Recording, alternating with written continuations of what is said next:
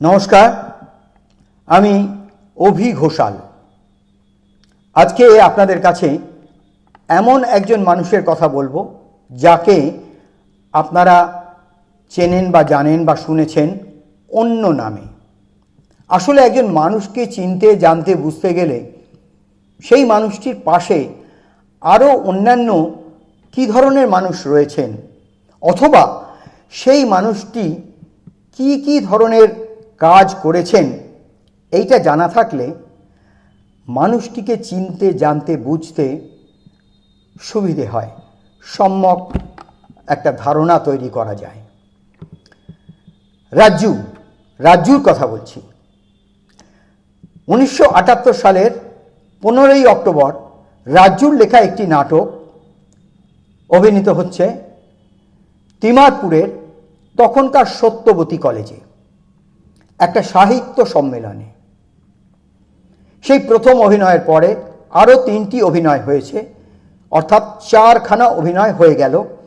এই চতুর্থ অভিনয়ের পরে পঞ্চম অভিনয় থেকে রাজ্জুর লেখা সেই নাটক ইতিহাস হয়ে গেল। সেই পঞ্চম অভিনয়ের পর থেকে প্রায় 1 দশক বাদে রাজ্জু তার স্মৃতিচারণায় বলছেন,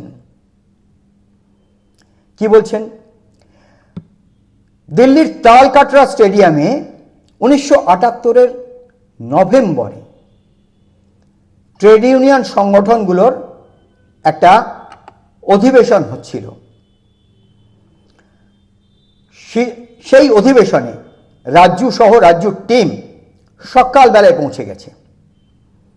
ট্রেড ইউনিয়ন নেতৃবৃন্দের কাছে তাদের আবেদন, অনুরোধ যে তাদের নাটকটা সেই স্টেডিয়ামে করতে দেয়া হোক। ট্রেড ইউনিয়ন নেতৃবৃন্দ ভেবেই পাচ্ছেন না যে হচ্ছে একটা শিল্প সংক্রান্ত বিষয়ে, ট্রেড ইউনিয়ন আন্দোলনের যারা সংগঠক, যারা কর্মী, তাদের একটা অধিবেশন, সেখানে নাটকের কি প্রয়োজনীয়তা থাকতে পারে, তারা গড়রাজি। কিন্তু সকাল থেকে সন্ধে পর্যন্ত রাজ্জু এবং রাজ্জুর টিম বসে থাকলো সেই তালকাটরা স্টেডিয়ামে এবং বায়না করে যেতে লাগলো ওই ট্রেড ইউনিয়ন নেতৃবৃন্দের কাছে। শেষ পর্যন্ত কিছুটা বিরক্ত হয়ে, কিছুটা ওই রাজ্জুর টিম এবং রাজ্জুর নাছোড়বান্দা মনোভাবের কাছে তারা পরাজয় স্বীকার করে তারা বলল যে হ্যাঁ ঠিক আছে, নাটক হবে, তবে অধিবেশনের একদম শেষ প্রস্তাব গ্রহণ হয়ে যাবার পর। রাজ্জু এবং রাজ্জুর টিম রাজি হয়ে গেল। শেষ প্রস্তাব গ্রহণ করা হয়ে গেল, অধিবেশন শেষ, স্লোগান উঠেছে। সেই স্লোগান আস্তে আস্তে স্তিমিত হয়ে যাচ্ছে, আর স্টেডিয়াম থেকে, ওই তালকাটরা স্টেডিয়াম থেকে আস্তে আস্তে দর্শকবৃন্দ বেরিয়ে যাচ্ছে। আর ঠিক সেই সময় রাজ্জুর টিমের 6 জন অভিনেতা দৌড়ে ঢুকে পড়ল ওই তালকাটরা স্টেডিয়ামের ওই কোর্টের মধ্যে, কালো কালো জামা পরে শুরু করে দিল নাটক। আর মুখে তাদের আওয়াজ, মেশিনের আওয়াজ, হিস হিস হিস হিস। কিছু মানুষ তারা ভাবলো, এই এরা কালো কালো জামা পরে এরা কারা, এখানে কি কারণে এরকম করছে, কি একটু দেখতে আরম্ভ করলেন তারা ঘুরে ফিরে। আচ্ছা দেখি তো। এবং ওই অভিনেতারা যারা অন্যান্য দিনগুলোতে 20 মিনিট ওই হিস হিস শব্দটা কন্টিনিউ করেন, সেদিনকে তারা 2 মিনিট, 20 মিনিটের পরিবর্তে 2 মিনিট সেই হিস হিস হিস হিস শব্দটা কন্টিনিউ করে গেলেন, এবং প্রচণ্ড উচ্চস্বরে।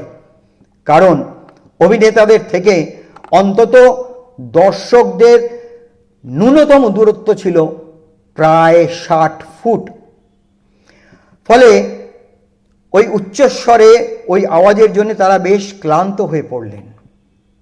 কিন্তু মজার বিষয় হলো, অভিনয় যখন শেষ হলো তখন গোটা তালকাটরা স্টেডিয়ামের রেলিং টপকে মানুষজন ঢুকে পড়ে ওই অভিনেতা তাদেরকে কোলে তুলে নিয়ে, কাঁধে তুলে নিয়ে নাচতে আরম্ভ করে দিলেন। তারাই তখন সেই মুহূর্তের হিরো।